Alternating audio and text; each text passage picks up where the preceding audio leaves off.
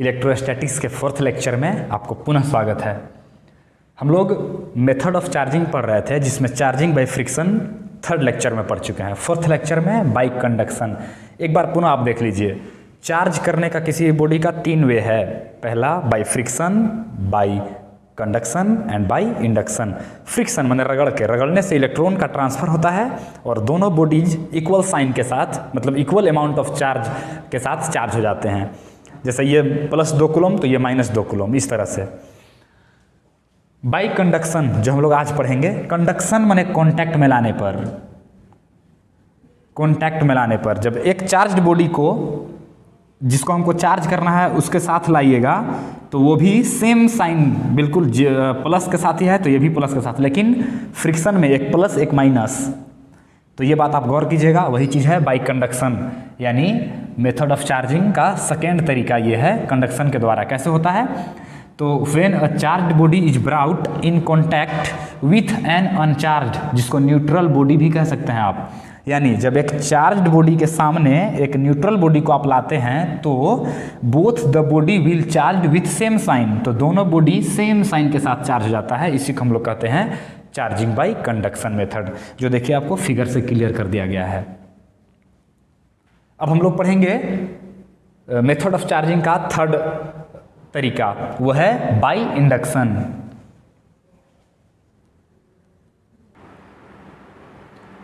अब चार्जिंग का 3rd method हम लोग देख रहे हैं, वो है by induction. When a charged body is brought near the neutral body, मतलब एक चार्ज्ड बॉडी को न्यूट्रल बॉडी के नज़दीक ले जाते हैं, ध्यान रखिएगा कॉन्टैक्ट में नहीं।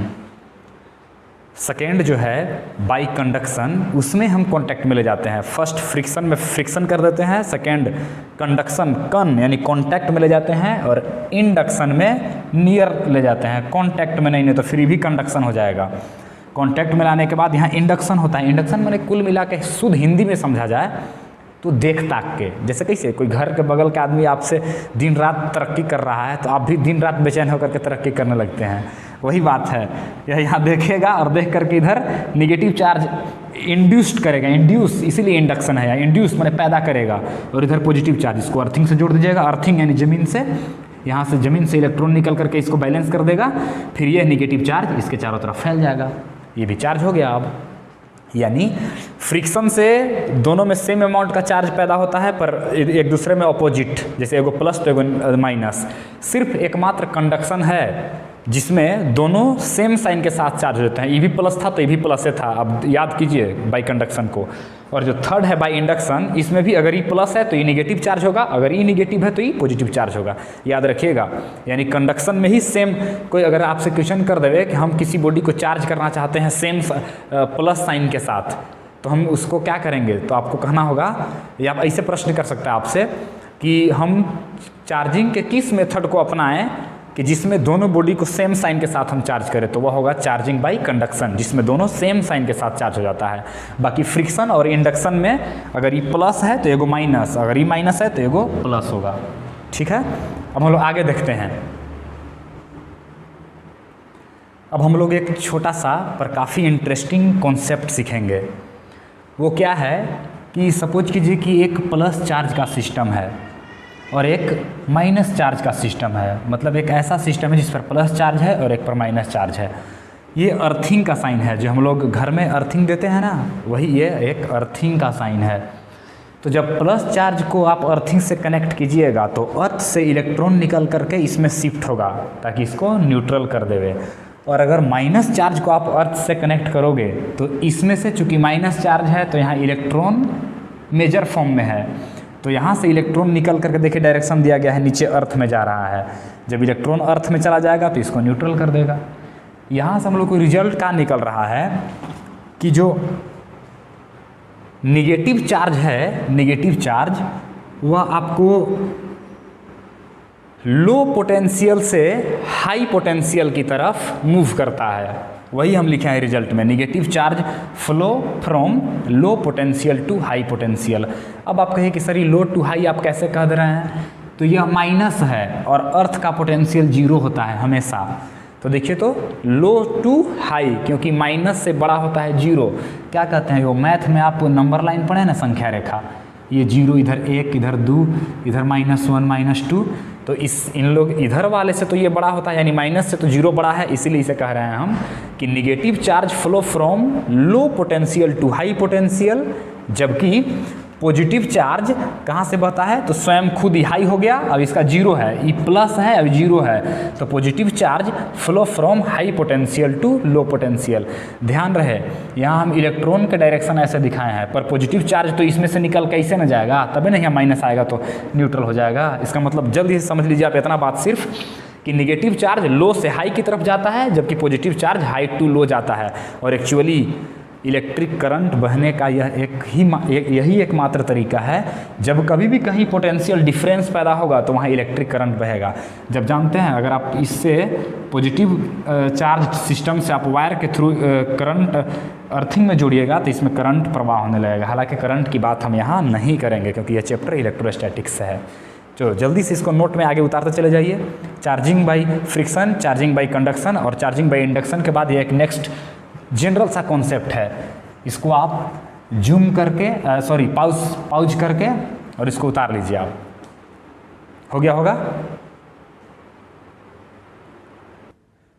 अब हम लोग आगे एक और छोटा सा कॉन्सेप्ट पढ़ेंगे पॉइंट चार्ज के बारे में। पॉइंट चार्ज, ये तो खुद कह रहा है कि पॉइंट चार्ज मैंने बिंदु आवेश, मतलब कहने का मतलब साफ साफ आप समझ लीजिए ना कि जब कोई दो चार्ज पार्टिकल का साइज इनके बीच के डिस्टेंस से काफ़ी छोटा हो, जैसे डिस्टेंस इतना बड़ा है लेकिन इन लोग का साइज काफ़ी छोटा है, तो इस स्थिति में इस चार्ज के साइज को हम लोग क्या कर देते हैं, इग्नोर कर देते हैं।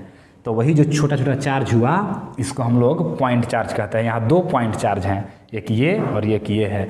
अगर हम चाहें तो इसको Q1 और Q2 से भी इंडिकेट कर सकते हैं।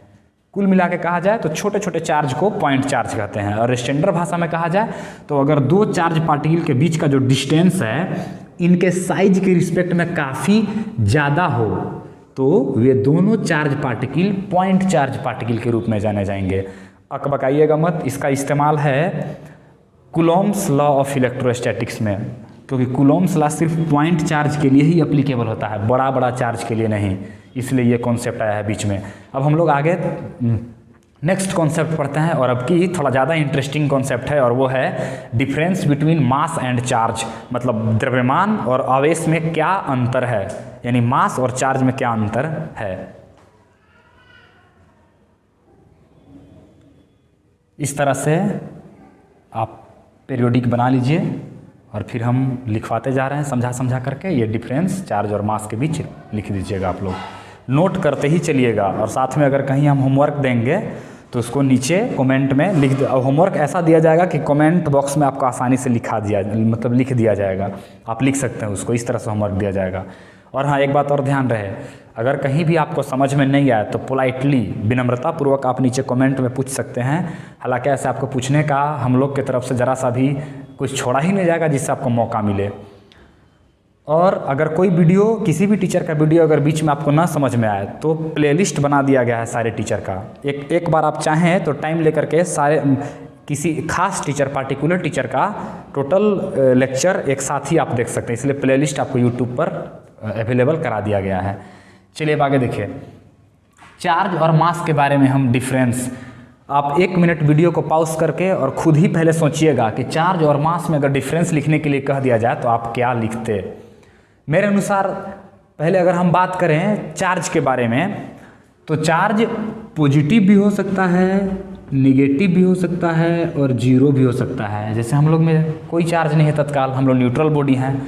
पर अगर मास की बात करें तो यह मास की बात करें, आवाज़ आ रहा है ज़्यादा ना, मास की बात करें हम तो यह ऑलवेज पॉजिटिव होगा। फर्स्ट तो हो गया डिफरेंस यहीं से कि चार्ज पॉजिटिव, निगेटिव और जीरो तीनों हो सकता है, पर सिर्फ मास क्या हो सकता है, पॉजिटिव। दूसरी बात, अगर हम दो चार्ज पार्टिकल के बीच के फोर्स के बारे में बात करें तो दो चार्ज पार्टिकल के बीच का फोर्स अट्रैक्टिव भी हो सकता है। अगर लाइक चार्ज रहेगा, मैंने पॉजिटिव पॉजिटिव रहेगा या निगेटिव निगेटिव, तो यहाँ रिपल्सिव होगा। और अगर पॉजिटिव निगेटिव रहेगा तो अट्रैक्टिव रहेगा। That means force between two charge particle is attractive और रिपल्सिव।